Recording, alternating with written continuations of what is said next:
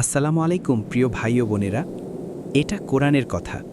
এটা সেই মানুষের কথা যে রাসূলুল্লাহ সাল্লাল্লাহু আলাইহি ওয়াসাল্লামের হৃদয় ভেঙে চূর্ণ করে দিয়েছিল।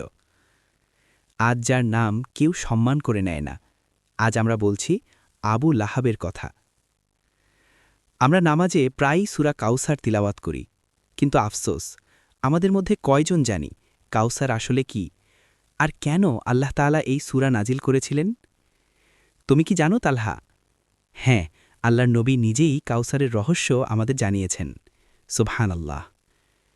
কিন্তু আজ সবচেয়ে গুরুত্বপূর্ণ প্রশ্ন হল, আমাদের জীবনে সূরা কাউসারের প্রাসঙ্গিকতা কি? এই ভিডিওতে সেটাই জানব ইনশাআল্লাহ। কোরআনের প্রতিটি সূরার পেছনে একটি কাহিনী আছে, একটি সত্য কাহিনী, আর সূরা কাউসারের পেছনের কাহিনীটি বুক চিরে দেওয়ার মতো। সেদিন মক্কার দুপুরটা ছিল নীরব, মানুষ ঘরে ঘরে বিশ্রামে। কিন্তু আল্লাহর নবী সাল্লাল্লাহু আলাইহি ওয়াসাল্লাম একা বসেছিলেন। ভেতর থেকে আসছিল চাপা কান্নার শব্দ। তার ছোট্ট ছেলে আব্দুল্লাহ, যে গতকাল পর্যন্ত বাবার বুকে মাথা রেখে শ্বাস নিচ্ছিল, আজ সে মাটির কোলে। আর সেই মুহূর্তে পাশের দেয়ালে হেলান দিয়ে দাঁড়িয়েছিল একজন লোক। সে আর কেউ নয়, আবু লাহাব, রাসূল সাল্লাল্লাহু আলাইহি ওয়াসাল্লামের নিজের চাচা। নবীর এই কষ্টই যেন তার হাসির কারণ হয়ে দাঁড়াল। সে চিৎকার করে বলল, দেখেছ, মুহাম্মদের বংশ শেষ, এখন আর কেউ তার নাম নেবে না। সে দাসদের ডেকে মিষ্টি বিলাল, লোকজনের সামনে ঠাট্টা করল। এই কথাগুলো নবীর হৃদয়ে চিড়ে দিল। কিন্তু আল্লাহ তার নবীকে একা ছাড়েননি। আল্লাহ তাআলা তার নবীকে দিলেন এক অনন্য উপহার, সূরা কাউসার।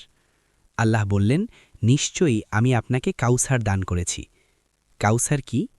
হাদিসে এসেছে, কাউসার হল জান্নাতের একটি ঝর্ণা বা নদী, যার পানি বরফের চেয়েও ঠান্ডা, মধুর চেয়েও মিষ্টি, দুধের চেয়েও সাদা। কিন্তু কাউসার শুধু একটি নদী নয়, আল্লাহ নবীকে আরও অনেক উপহার দিয়েছেন। কোরআন, যা কিয়ামত পর্যন্ত থাকবে, নবীর নামকে নিজের নামের সাথে যুক্ত করেছেন।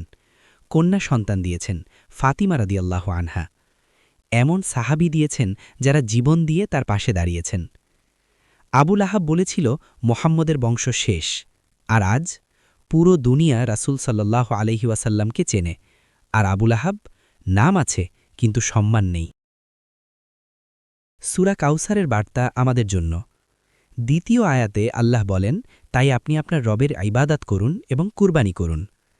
ইবাদত দুই রকম, ব্যক্তিগত নামাজ, তাহাজ্জুদ, প্রকাশ্য কোরবানি, দান, মানুষের সাহায্য। তৃতীয় আয়াতে আল্লাহ ঘোষণা করেন, নিশ্চয়ই আপনার শত্রুই হবে নির্বংশ।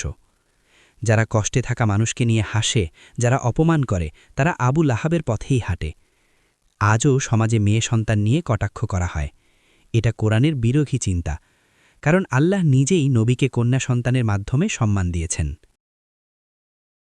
আজ আপনার আমার কাউসার কি? স্বাস্থ্য, সন্তান, ঘর, সময়, ঈমান। একটু বাইরে তাকান, কারো সকাল কাটছে হাসপাতালের লাইনে, কারো সন্ধ্যা কাটছে কবরস্থানে। তাই ছোট কষ্টে ভেঙে পড়বেন না। আল্লাহ আপনাকে কি দিয়েছেন সেটা গুনুন।